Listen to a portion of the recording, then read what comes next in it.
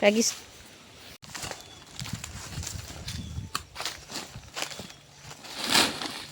unsa kalalumon ang kuan ana? Mga pila ka ano? Laray 1. 2 feet. Ay, 1 feet ra day kapin. No, so na nay kusog. Kaghay ay sa imong viewer. Mga ka-farmer. Silent ano lang, good. Istorya ba sa imong kuan? Nagunsa ka.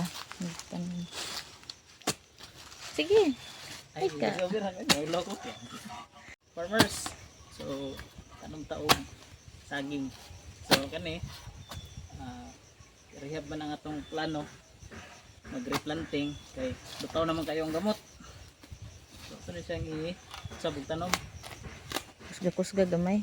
So, ang atong kalawmon mga 2 feet. So, lalom-lalom. Okay. Dagko man nga sa milya ito butang. So, kasi matingala mo nga dili ko nagbangag nya naman ni siya. Kani siya mo ni siyang last nga pabungahon. Na ang magsunod na ni wala na siya saha diri nga pasunuron kundi kanina. So, alay na ni siya sa atong gibuhat nga kaning linya sa atong saging. So, ano siya? Jugahe kay bantok ng yuta. Wala ni ulan. Pero okay ra na kay applyan ra man nato ni gabuno. Tagko gyud ang saging. Sabi lang gyud pasagdaan at imanon. Brad, para sa mga viewers, unsa nga abono ang atong ibutang dinhi karon sa imong mga bagong tanom? Kung bagong tanom, dili sa ta mag-apply. Kay wala pa ka kuha ng gamot. Wala pa ka expand. So wala pa siya nagsugod. So mubutang ta og abono mga 1 month. Yang atong i-apply ammonium sulfate ES. So muna itong una na ito muna yung una na itong abono para pangpadaggo sa itong saging. Unya na ta mo butang og putas, sagol ta kung hapit na siya mong bunga. Diyan na ta mo butang og potassium para sa pangpabunga.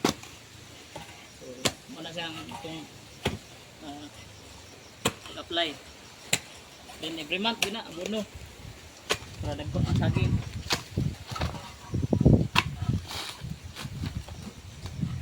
Nya pilay target nimo Brad na itanom aning kuan imong sagingan?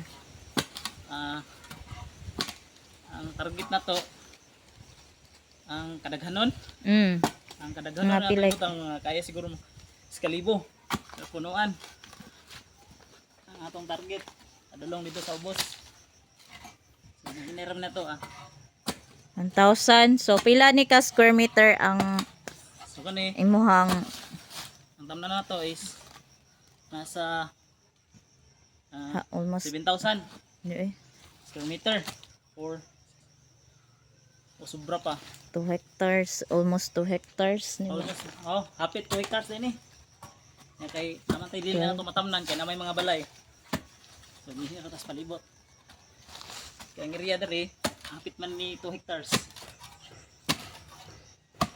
So muna yung atong max na to, maximum nasa 1,000 ka punuan. So every 15 days ang kaluyan mag-harvest kita kada 15 days. Karon Brad, pila ang kuan ron kanang per kilo sa kuha ron sa kuan saging? Ang variety po day Brad, palihog po day kog ingon sa imong mga viewers. Variety ay sani kan unsa ni nasaging bakal ba? Kini variety mo ni gitawag og ito ang tinatawag na gardaba. Tapos si tawag sa uban ani ka. Dito. Bitaw no? Daghan pa jud kay kag ano ay kanang studyhan. Daghan kay kag studyhan. So, Pero kani siya, ang imuhang pagkuan, bitaw experience nimo mo na imong gina-share sa imong mga viewers. Makahatag kag inspirasyon sa imong mga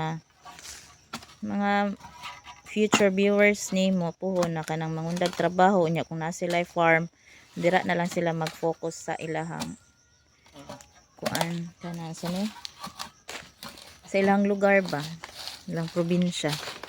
Kay mas makakita sila og baga makakita sila nindot nga opportunity dira sa imong mga kuan baga inspirasyon bitaw. So, magkuha tag sa ayaw ni. Isag mga 8 minutes. Adre, Amo na ito ko ba?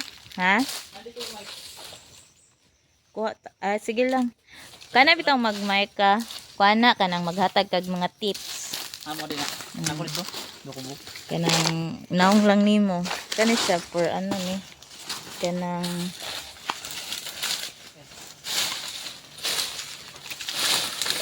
kung ano imong kuhaon na. Sige, isulti. So, tips na to mga ka-farmers para makuha tag sip kanang makuha tag similya. Kaning inaya tong kwaon kay dali ra motubo. Dili ni inanani. Kay gagmay. Ug lang iyang palak. So kani mo na tong kwaon. So last naman nato ni kubungahon. Dugay-dugay naman gud ni. So, kailangan na gid si pud sa ibalhin. So mo ang puhon, mo na pud niya tong mother.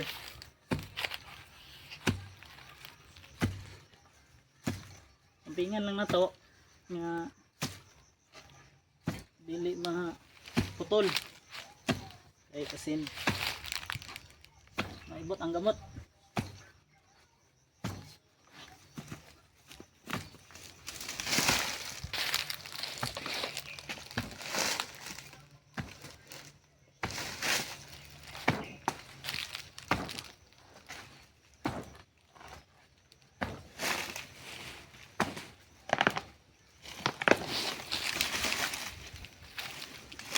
Napa na siya gamot gang? Napa na gamot? Tara. So mo na yung gamot niya. Ito mo na ito tanong na rin. Ilalom kayo para tambok yun. Pagwilog yun ang gamot.